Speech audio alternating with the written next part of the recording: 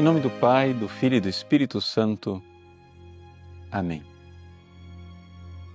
Meus queridos irmãos e irmãs, com o Evangelho de hoje nós iniciamos uma leitura quase que cursiva dos capítulos de São João que se referem à última ceia. Estas leituras, excetuando, evidente, as festas que vão acontecer no meio, ela vai nos levar até a solenidade de Pentecostes. Portanto, lemos hoje o capítulo 13, mas depois logo começamos o capítulo 14, virá o 15, 16 e o 17. Então, esse bloco de capítulos ele é muito interessante porque Jesus aqui está, na última ceia, falando na intimidade com seus discípulos. E é exatamente esta a chave de leitura para o Evangelho de hoje. Jesus não somente está anunciando aqui a traição de Judas, mas está dizendo algo importante com relação aos outros apóstolos. Eles são servos e aqui eles são servos que representam o seu Senhor. A realidade de que Jesus escolhe os apóstolos, ou seja, hoje, os bispos e os padres, para serem seus amigos íntimos. E aqui na última ceia, na intimidade dos amigos, Jesus lhes fala ao coração. Exatamente por causa desta intimidade, ou seja, dessa ligação entre a pessoa do apóstolo, ou seja, do ministro ordenado, sacerdote, padre, bispo e Jesus, que o padre representa Jesus não somente sacramentalmente, pode realmente ser uma presença de Jesus no sentido existencial e espiritual. Isso é muito importante. Jesus nos recorda dessa realidade da representação. Deixa eu explicar essa palavra.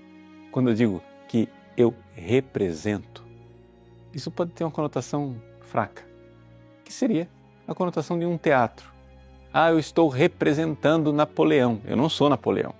Eu invisto de Napoleão e ali me apresento como se eu fosse Napoleão. Mas existe uma conotação forte da palavra representação.